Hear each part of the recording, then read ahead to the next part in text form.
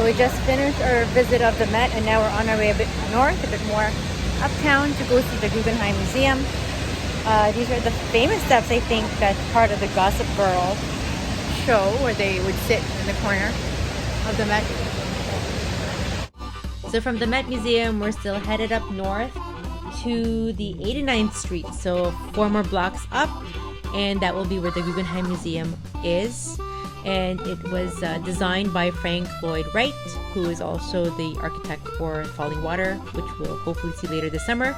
The Guggenheim Museum is owned by Solomon R. Guggenheim, who was an art collector, but was born into a very rich mining family in the 1800s. And we actually got free tickets because we have reciprocal ticket benefits by being RA members here in Toronto. So I always look at all the lists of different museums out there who are reciprocal family members. And this Guggenheim Museum is so unique because of its very concentric, circular design. Yeah, you actually walk around in circles, and also from the outside it looks like a funnel, right? A circular funnel. But in the inside, there's actually stairs to go up at corners, and then you will go into a spiral loop looking at all these different artworks. Most of these artworks are now modernistic art, so meaning they are away from the natural looking art of Thorpe, and they have Monets, they have Renoirs, they have Matisse. So I feel like Tristan still thinks that these are still the traditional kind of art, but I keep on telling him once a person doesn't look exactly like a person anymore, then it's considered modern, right? So the brushstrokes are like different, the uses of color if it doesn't is look more like vibrant. A photograph. Exactly, if it doesn't look like a pure photograph. It's still a person, but there's a different use of brushstrokes to it, right? So a lot of these paintings too are very famous. They have Gauguin's, they have Matisse, like I said, and it's a huge collection of Vasily Kandinsky, who is a Russian artist, very postmodern, very abstract already, but not in the way of crazy brushstrokes still, but very different in form and in design. And I think he again was trying to push the boundaries of what art really means to people.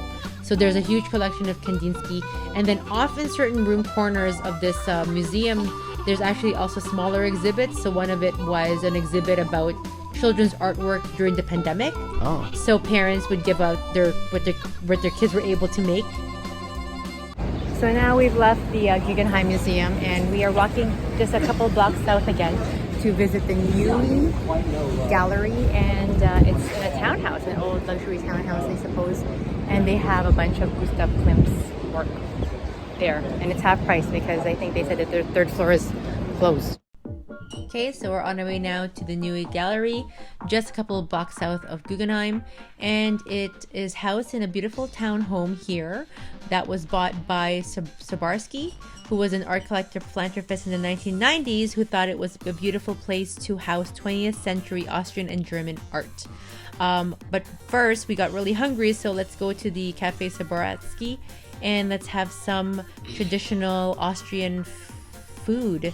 I think Tristan had sausages, and I had the apple strudel. Bratwurst. What's this? A cafe. Kaffe.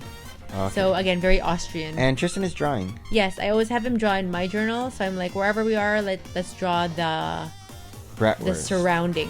We couldn't really take any video of the art there, but the most famous artwork, of course, is by Klimt, and it was the portrait of Adele Bloch-Bauer, which is the woman in gold.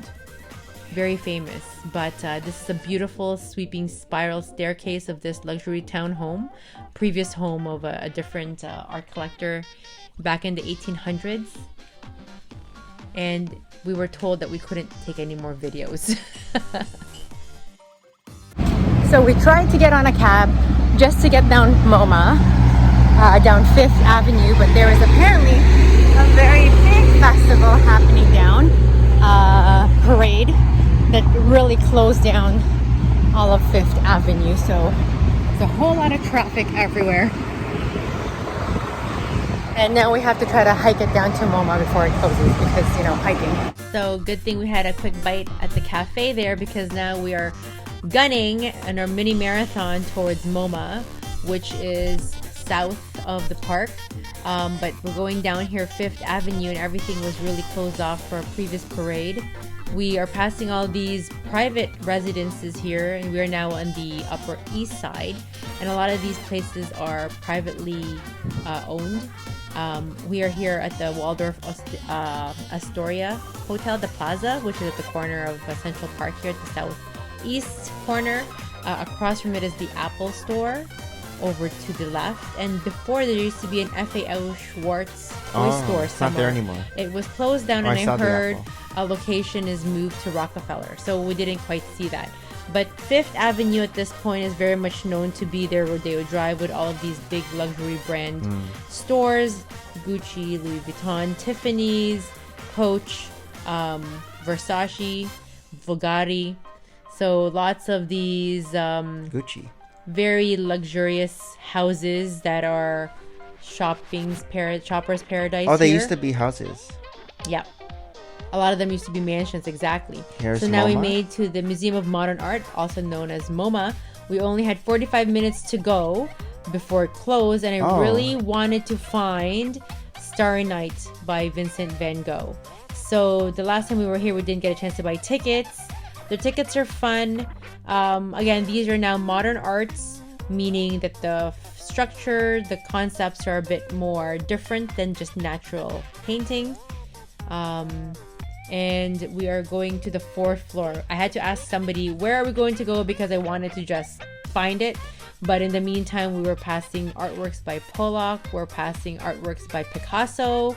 That's nice. A lot of them are quite eye-catching, you know what I mean? And even Tristan, who says he's not a fan of modern art, was taken by a lot of these works. Because I feel like Tristan would have done something like that. Yeah.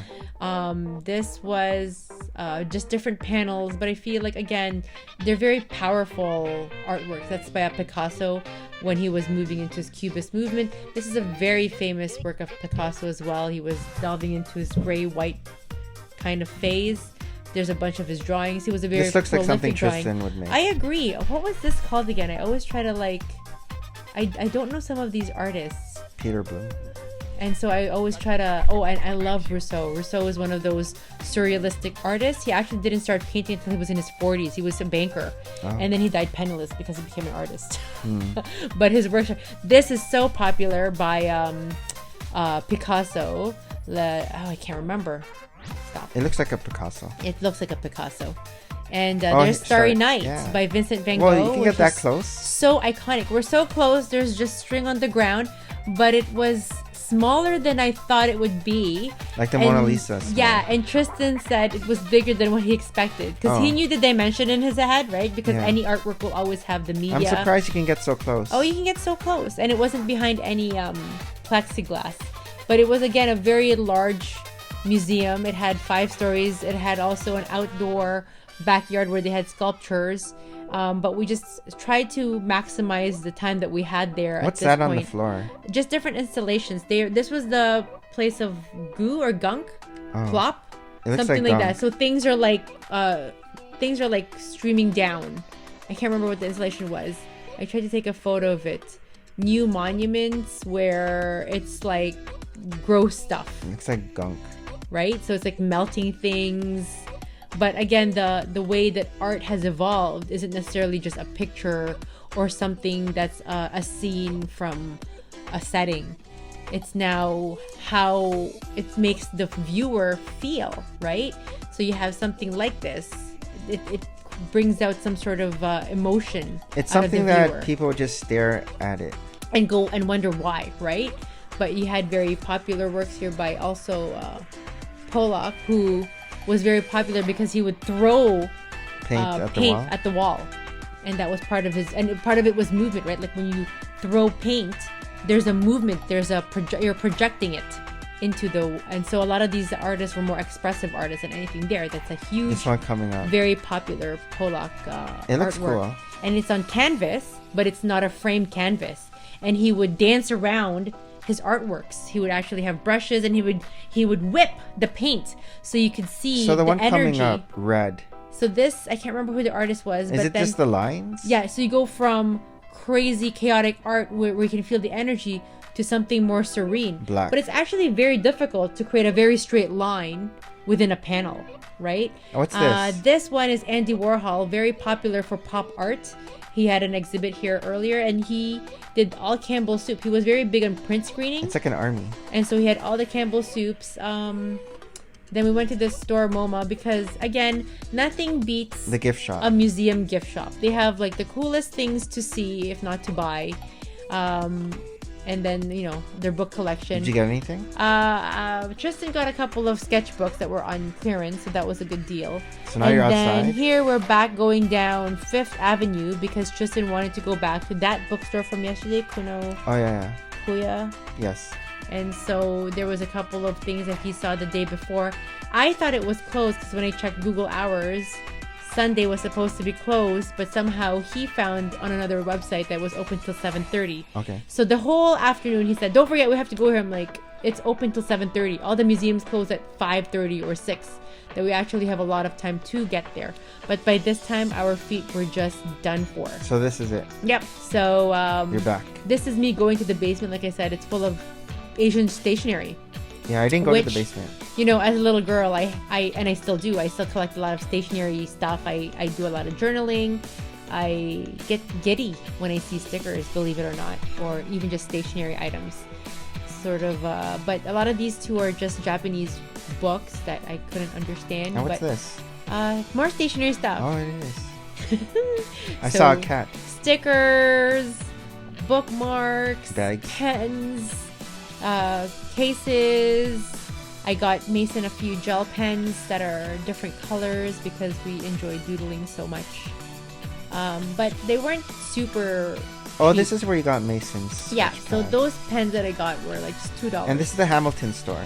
So we went back to get your pizzeria pizza, but on the way there we passed by the Hamilton store Funko actually. Pops. You got 2 Funko And Pops. we found a couple of Funko Pops. One was King George and the other was Jefferson because they were Thomas the funkier Jefferson. ones. So our hotel's actually also close to this store, which is, and also Pizzeria Pizza, I wanted the New York style pizza that's which is thin crust. and folds. And so I took a photo of all of these, and you were so about it that I ended up buying a whole box of all the different types of pizzas that they had there.